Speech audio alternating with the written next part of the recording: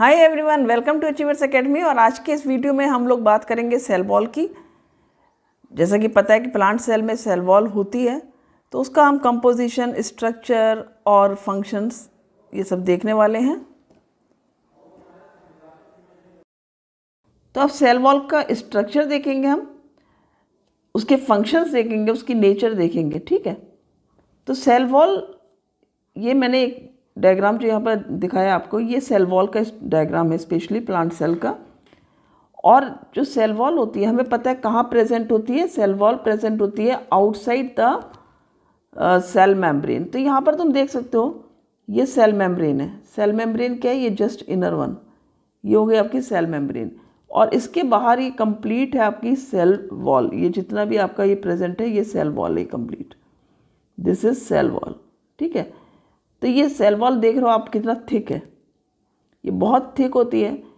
जैसे कि cell membrane तुमने देखा कि वो बहुत थिन होती है, लेकिन सेल वॉल बहुत थिक होती है। और एक चीज़ और जो कि आपके सिलेबस में नहीं है उतना डिटेल में, एनसीईआरटी में भी नहीं दी आपकी, लेकिन ये 3 लेयर से मिलकर बनती है। प्राइमरी वॉल, मिडिल लैमेला और सेकेंडरी वॉल।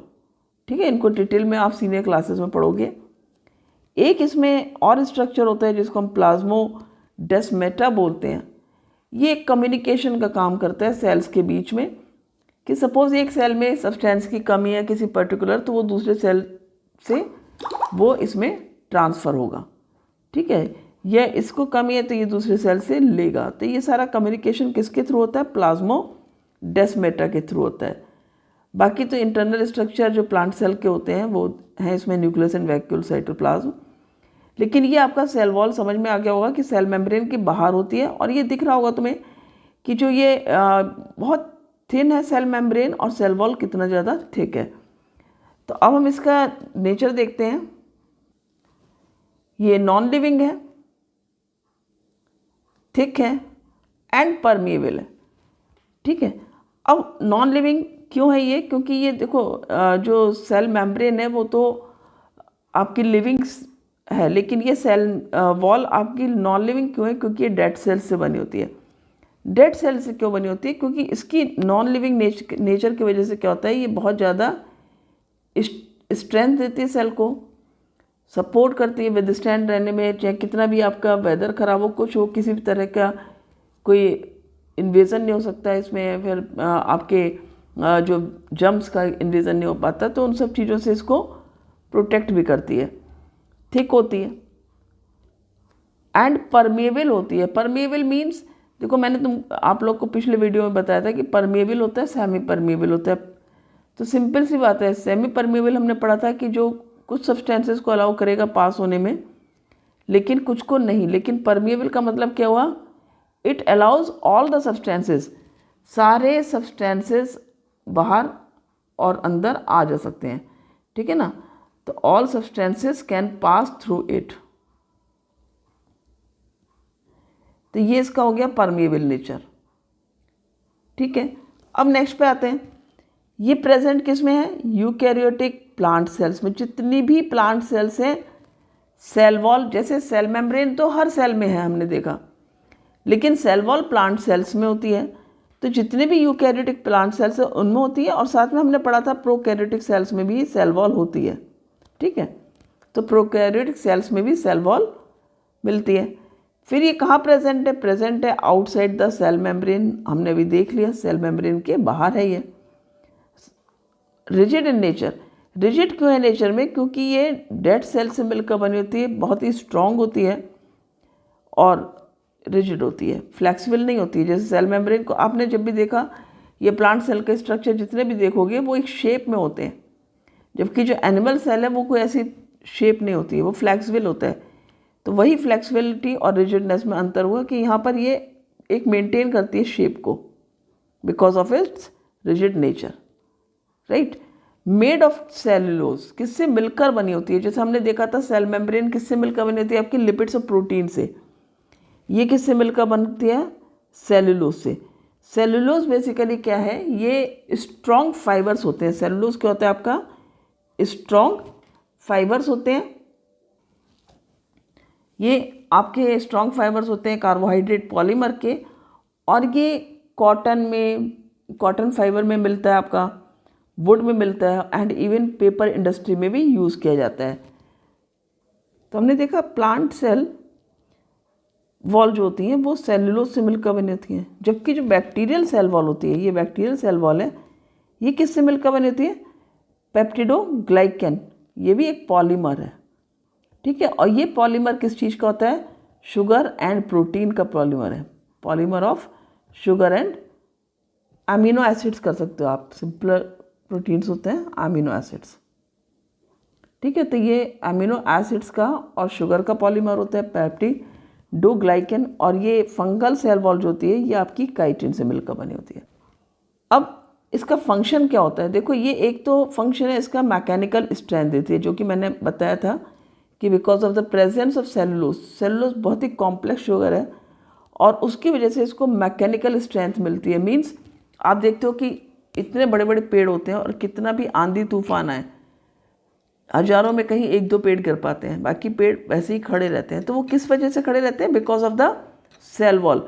आप इमेजिन करो कि कितनी सारी मिलियंस ऑफ सेल्स होती हैं और उन सब में सेल वॉल है, तो किस तरह से वो प्लांट को स्ट्रेंथ देता है जो सेल वॉल है।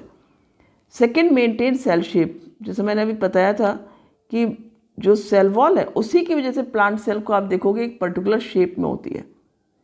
एनिमल सेल की जो एनिमल सेल में जो आउटर कवरिंग है वो सेल मेम्ब्रेन होती है, और उस सेल मेम्ब्रेन की वजह से वो फ्लैक्सिबल होती है नेचर में, ठीक है। और सेल वॉल चूँकि सेलुलोज की है, बहुत ही टफ है, रिजिड है, तो उसकी वजह से उसकी शेप मेंटेन रहती है। Develops turgor pressure against the cell wall. अब होता क्या है, जैसे सपोज सेल में पानी अंदर जा रहा है, मीन्स एंडोस्मोसिस हुआ, ठीक है। एंडोस्मोसिस होगा तो सेल क्या करेगी? स्वेल कर जाएगी। अब ये आपकी एक प्लांट सेल इस तरह से समझ लो आप होती है, ठीक है। कुछ इस तरह से करके बनता है इसका स्ट्रक्चर, लाइक, ठीक है। यहाँ पर एक बड़ी सी आप वैक्यूल बना सकते हो, यहाँ पर एक न्यूक्लियस हो जाता है। तो अब यहाँ पर सपोज सेल में पानी अंदर आ रहा है ऑस्मोसिस के through, water is coming in, तो क्या होगा? सेल स्वेल करेगी तो ये क्या होगा? ये इवन देन ये बर्स्ट नहीं करती है। सोचो ये बर्स्ट क्यों नहीं करती है आफ्टर स्वेलिंग ऑल्सो, वरना क्या होगा? कोई चीज़ स्वेल करेगी तो एक टाइम आएगा बर्स्ट कर सकती है।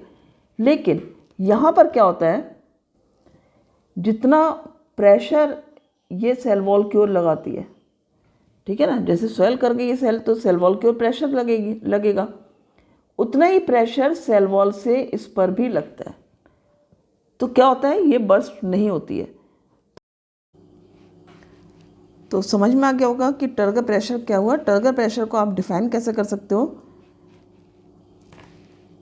The turgor pressure is the force within the cell, ठीक है। टर्गर प्रेशर क्या है? एक ऐसा फोर्स है सेल के अंदर जो कि प्लाज्मा मेम्ब्रेन को पुश करता है, pushes the plasma membrane against the cell wall, cell wall के अगेंस्ट पुश करता है। जैसे मैंने बताया ये सेल स्वेल कर गई।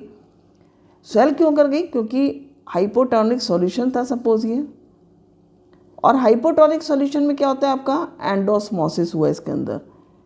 Endosmosis means water is going in, जो आप देख रहे हैं यहाँ पर पानी अंदर जा रहा है। तो उसकी वजह से क्या होगा? ये टर्गर प्रेशर यहाँ पर डेवलप हो जाता है, सेल के अंदर टर्गर प्रेशर डेवलप हो जाता है, और तब ये पुश करती है सेल मेम्ब्रेन को, धक्का देती है, ठीक है। क्योंकि ये फूलेगी तो धक्का देगी, लेकिन सेल वॉल भी उतना ही प्रेशर लगाती है। तो इस तरह से क्या होता है? ये सेल को बर्स्ट होने से रोकता है। It stops the bursting of the cell, right. इस तरह से सेल वॉल क्या करती है? प्रिवेंट करती है सेल को बर्स्ट होने से, अदरवाइज तो सेल बर्स्ट हो जाए, ठीक है। अब इसी की तरह से एक और प्रोसेस होती है सेल में, जो कि होती है प्लाज्मोलिसिस। तो देखते हैं वो प्लाज्मोलिसिस क्या है।